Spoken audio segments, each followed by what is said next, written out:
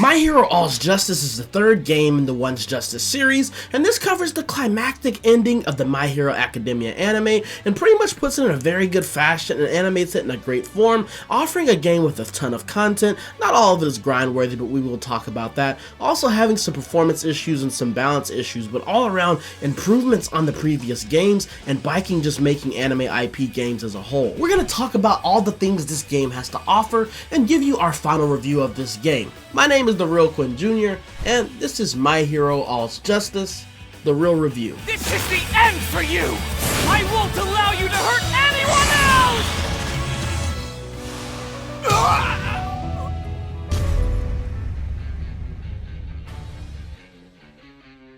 The first thing we're going to be talking about is the gameplay, and just so you know, this was all captured and played on a PlayStation 5. But some of the key changes from the previous One's Justice series games was the counterattack and also unblockable attacks. They used to be tilt inputs, but now there are R1 inputs instead of them being tilts, and also this game has adjusted to being a tag system fighter over an assist-based fighter. So basically you can tag from pretty much any point unless you see the character shine white, or also hear a sound whenever you know the combo is dropping. And this can be used offensively and also defensively. You can use this to apply pressure to the guard and maybe go for that guard break, or you can use this to counter an opponent that's being overly aggressive and hit them while they're actually trying to get a combo off on you. Sometimes there is a delay whenever you're switching between characters, and the camera can take a while to catch up depending on the situation, and especially get the active characters in view. But there's also, with these changes of them adding tag, there's no longer dash cancels, what used to be the main way of extending combos in the old One's Justice series, and it also lowers the combo potential of some characters with there not being any dash cancels. And they also got rid of double jumps and instead changed it to a dive action,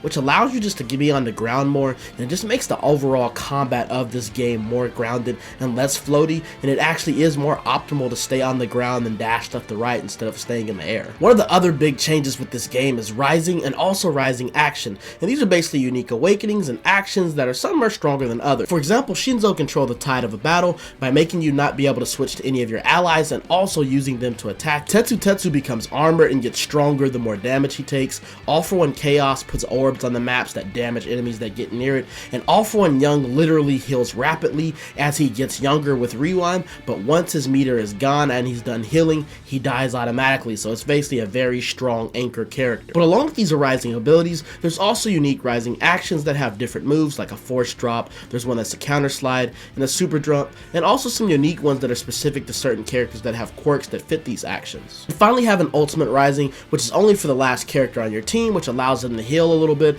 and also they can go into special states if they allow it. For example, Kirishima can only die from plus ultra whenever he's in his ultimate rising state.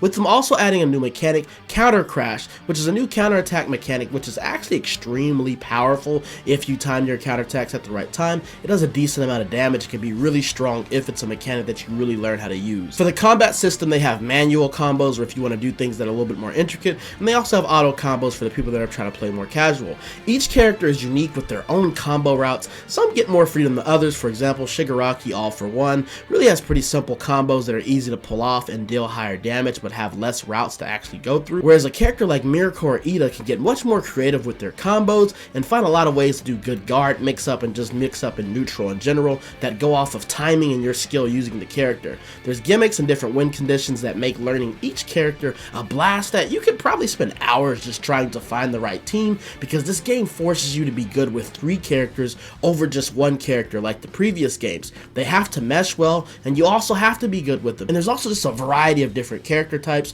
Tokoyami, for example, is a stance character who changes based on where Dark Shadow's location is.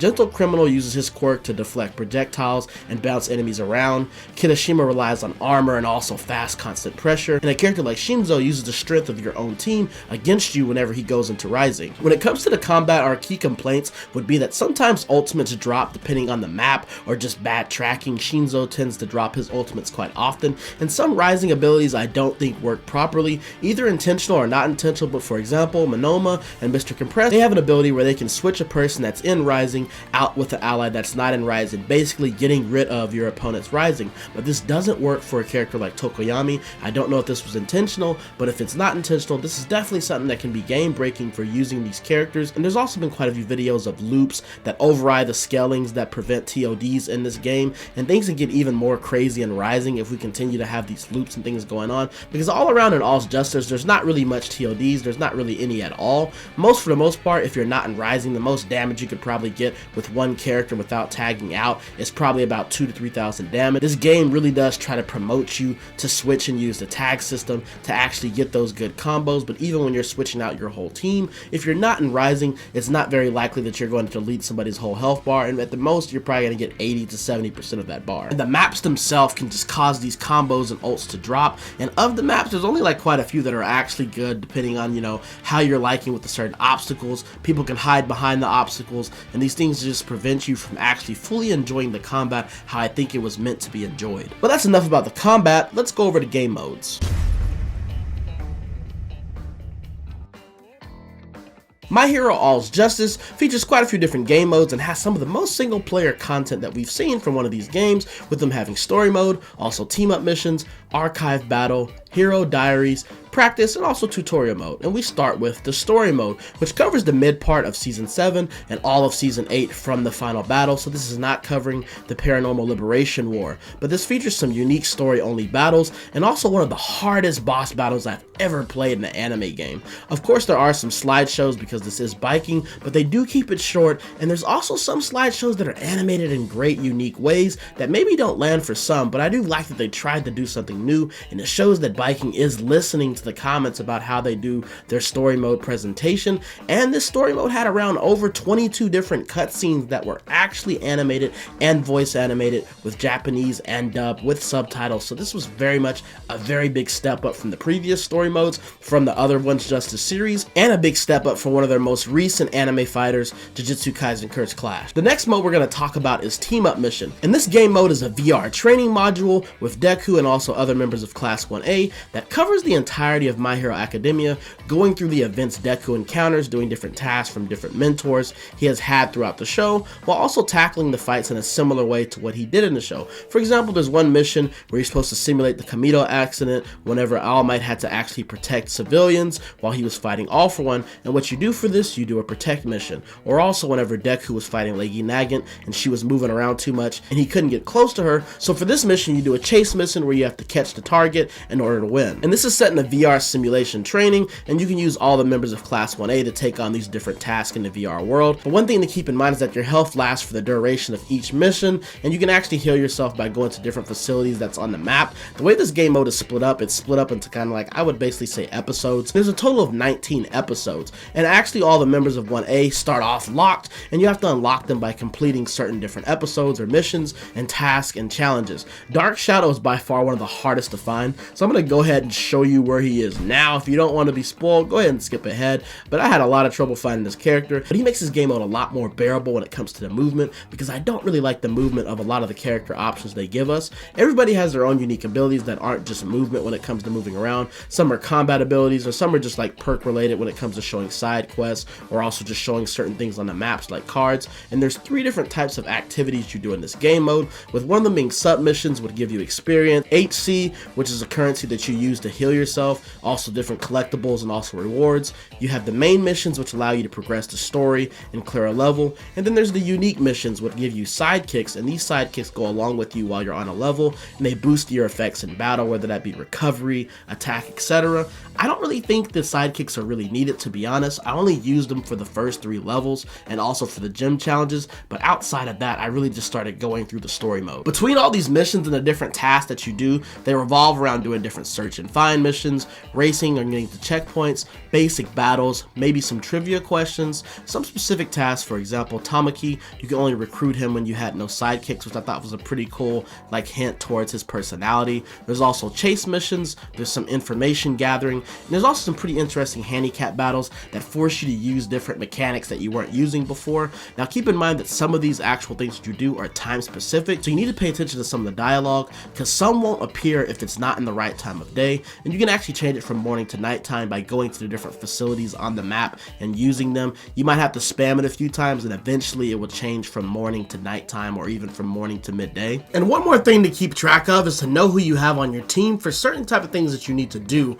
Not every character in this mode can climb and get on top of buildings, which is extremely annoying when you're trying to get to certain checkpoints, and it ends up leading to you not really having as many diverse teams because you're always going to end up needing to have somebody that can get on top of these buildings and move around. The unique missions themselves have different options that you can use. You can actually do the unique missions for each character you're trying to recruit, or you can talk to them, or you can fight them. Sometimes it always ends in a fight, but all around they at least give you the option. And with the side missions, they give you an option to use sidekicks that you get from the unique missions to resolve those side quests. So they know that some of these side quests are a little bit repetitive, which we're going to get into. That's the main rundown of this game mode. The biggest downside to this mode is that there's just a lot of fights that just only have armor to add difficulty instead of actually making the AI better and just fight better.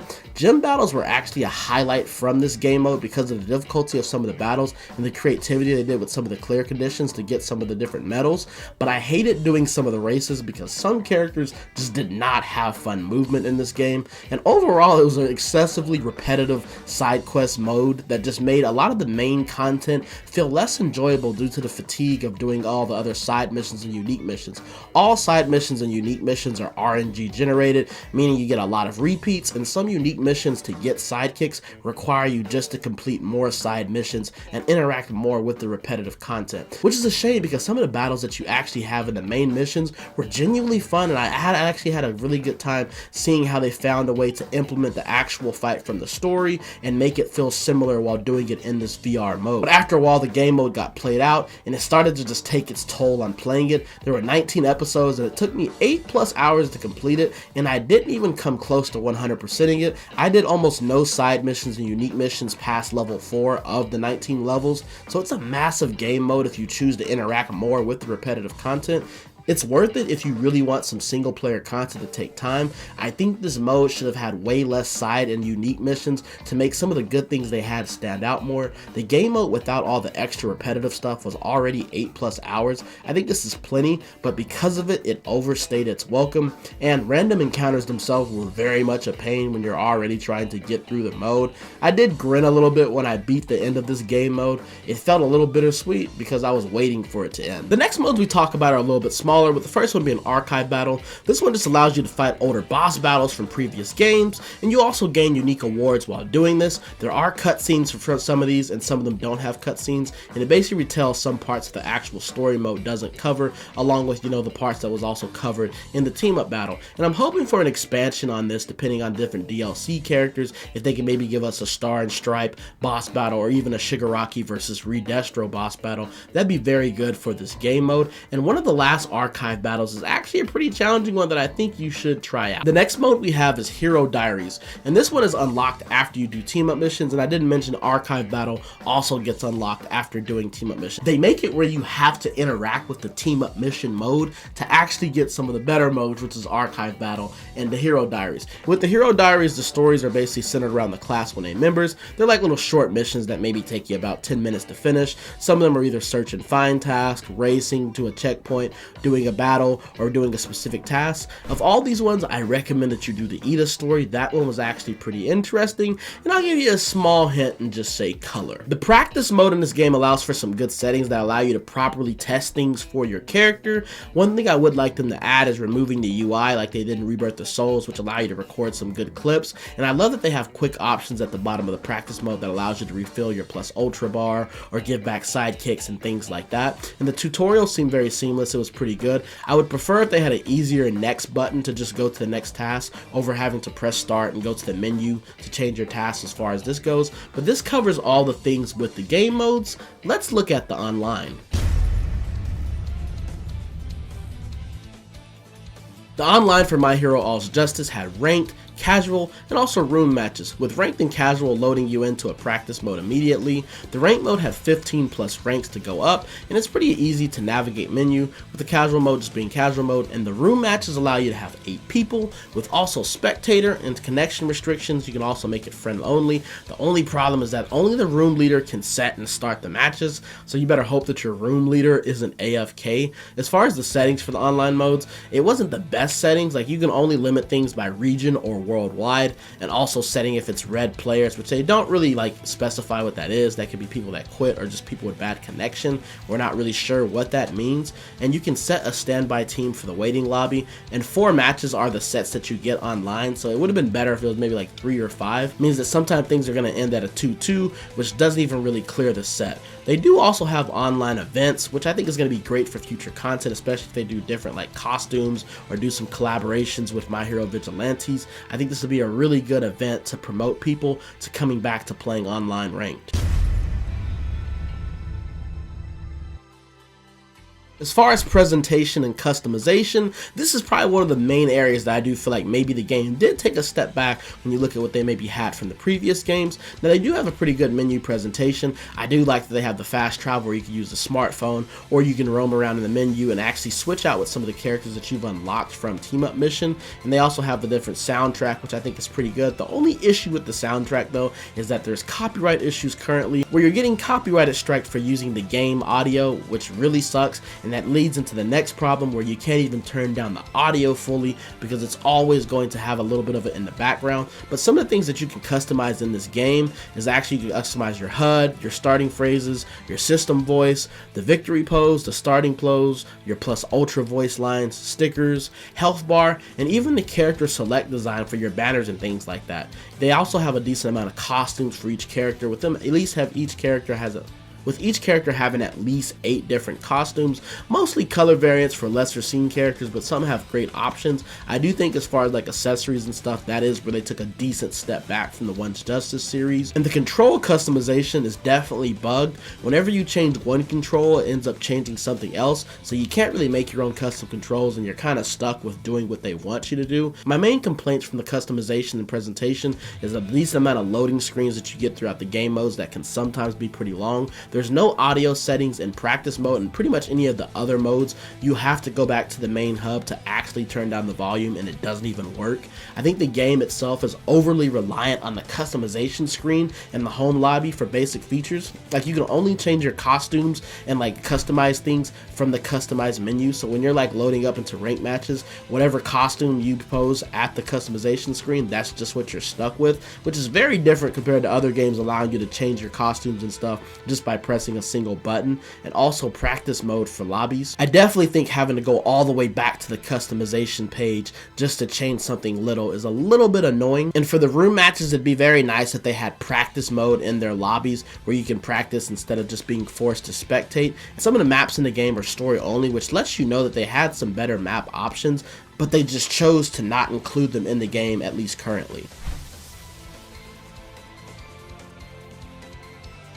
The performance of the game itself was pretty good. Crashes will take you out of matches sometimes whenever you're doing room matches, but luckily it doesn't break the whole lobby. This can be annoying. It happened like 5 times over the span of like 10 hours doing room matches with my friends, which is something to monitor when there's bigger sizes in the lobby, because I only had 3 people, so if the lobbies are breaking, this is going to be a big issue. And there are some small freezes during team up missions whenever you're getting into the loading screens, but not major crashes that I felt myself. But let me know in the comments if you've had some bigger and major issues that's happened with the performance with the game. So after all that, what is the final verdict? When we look at the core loop of what you do in this game, I feel like when you have the chance to play the game that I think that the devs wanted you to play it, it's fun. But zoners are pretty crazy online right now, with most characters having some type of projectile move. It is just the optimal way to play if you're trying to just win and only win. Counterplay does exist for this, but it can be annoying, and Tokoyami, I do think, should be countered by certain characters. That's not really the thing right now. But it's not the perfect game, but definitely an improvement from My Hero One's Justice 1 and 2 and other Viking products. If the first games wowed you or even impressed you slightly, and you're fine with the shift to a tag system, this game will be enjoyable for you, and you'll spend hours just trying to make the right team that fits you. If you're purchasing this game solely for online ranked and casuals, you'll just have to be prepared to use counterplay for annoying playstyles, but we see this in a ton of anime games and just fighting games in general. Though there are some concerning loop exploits that need to be ironed out fast, or I do think the lifespan of this online game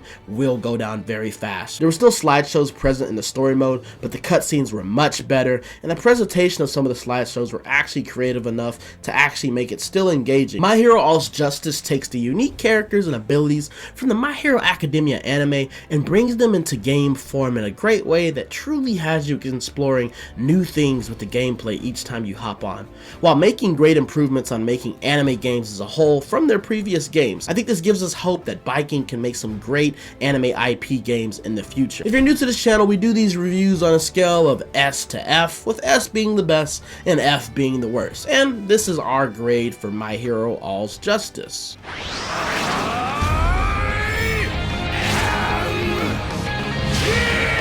This game definitely can go up to being an A, but they're gonna need to fix some things like with the rising issues, the ultimate drops, the performance issues and crashes, and also the loop exploits. This game could age to be something special if the proper love is given post-launch. This is my opinion.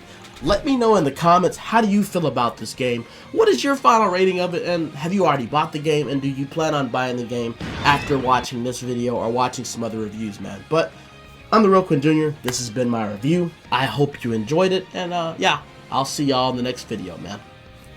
We up.